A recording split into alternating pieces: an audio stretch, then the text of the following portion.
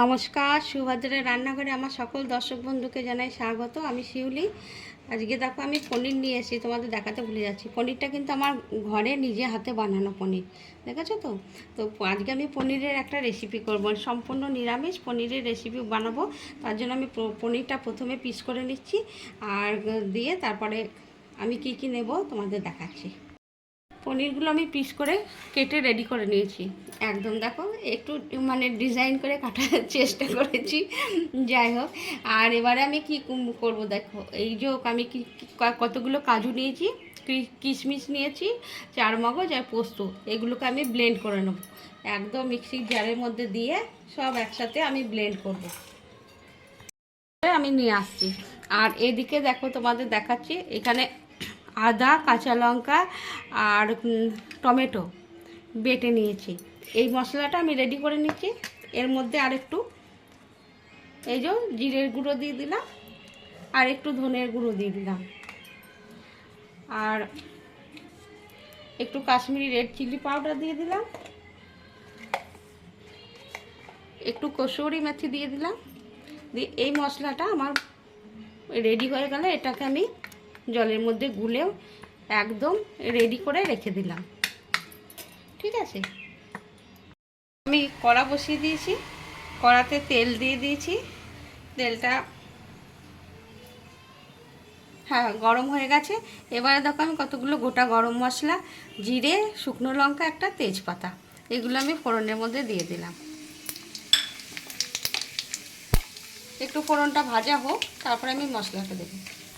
মশলাটা দেখো ভাজা হয়ে গেছে, দারুণ সুন্দর একটা সুগন্ধ বেরোতে শুরু করে দিয়েছে। এবার আমি আদা জিরে যে মশলাটা আদা বাটা সাথে রেডি করে রেখেছিলাম, এই মশলাটা ঢেলে দিচ্ছি। আমি একটা তড়কা প্যান বসিয়ে দিয়েছি, ওতে একটু বাটার দিয়ে দিলাম।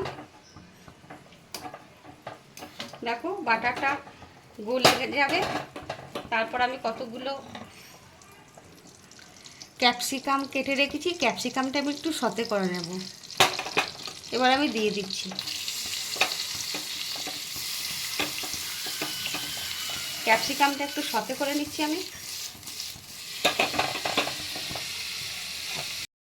দেখো আমার ক্যাপসিকামটা সতে করা হয়ে গেছে। এবার আমি ক্যাপসিকামটা নামিয়ে দিচ্ছি। মশলাটা দেখো কষানো হয়ে গেছে, তেল ছাড়া শুরু করে দিয়েছে। এবারে আমি যে কাজু, কিশমিশ, চারমগজ, পোস্তর যে পেস্টটা বানিয়েছি, এটাকে আমি এবার দিয়ে দিচ্ছি। গ্রাইন্ডার জারটা ধুয়ে একটু জল দিয়ে দিলাম। এবার আমি ভালো করে কষিয়ে নেব এই মশলাটা।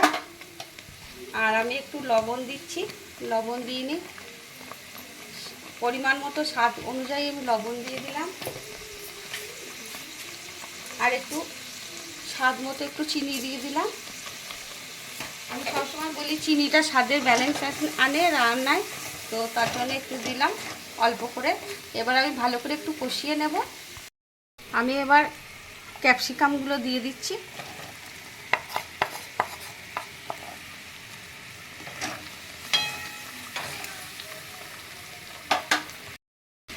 আর পনিরগুলো এবার আমি দিয়ে দিচ্ছি। এবার আমার সব দেওয়া রেডি হয়ে গেছে। এবার একটু ফুটবে ভালো করে, কিছুক্ষণ ফুটলেই, মিনিট 5 ফুটবে, তারপর আমি নামিয়ে দেবো। দেখো আমার হয়ে গেছে, 4-5 মিনিট ফুটে গেছে। গ্রেভিটা ঘন হয়ে গেছে, একদম সুন্দর হয়ে গেছে। তোমাদের দেখায় পনিরগুলো একদম নরম তুলতুল করছে। এবারে আমি আমার হোমমেড গরম মশলা গুঁড়ো একটু ছড়িয়ে দিচ্ছি। তোমরা চাইলে দিতে পারো, নাও দিতে পারো, কারণ আমি প্রথমে গরম মশলা দিয়েছিলাম ফোড়নে, সেই জন্য বলছি আর কি। আর উপর থেকে 2টো কাঁচা লঙ্কা চেরা ছিঁড়ে দিয়ে দিলাম, আর একটু ধনেপাতা কুচো ছড়িয়ে দিলাম। দিয়ে এবার আমি গ্যাসটা অফ করে দিচ্ছি। দিয়ে তোমাদেরকে একটু স্ট্যান্ডিং টাইমে দিয়ে রেখে তোমাদেরকে সার্ভ করে আমি দেখাবো। আমার পনিরের রেসিপি রেডি এবং সার্ভ করে দিয়েছি। তোমরা এইভাবে একবার অবশ্যই বানাবে, বানিয়ে খেয়ে আমাকে কমেন্ট করে জানাবে তোমাদের কেমন লেগেছে আমার এই পনিরের সাধারণ একটা রেসিপি, কারণ ঘরে থাকা সমস্ত উপকরণ দিয়েই আমি রান্নাটা করেছি। যাই হোক, তোমরা সবাই ভালো থাকবে, সুস্থ থাকবে। তোমাদেরকে সকলকে আমার দেশে বা দেশের বাইরে যে বন্ধুরা আমাকে প্রতিদিন প্রতিনিয়ত সাপোর্ট করছো তাদেরকে জানাই অসংখ্য অসংখ্য ধন্যবাদ এবং অনেক অনেক ভালোবাসা। তোমরা এইভাবে আমাকে একটু সাপোর্ট করো বা আমার পাশে থেকো। আর তোমরা সবাই ভালো থেকো, সুস্থ থেকো। তোমাদেরকে আবার বলছি অসংখ্য ধন্যবাদ। নমস্কার, টাটা।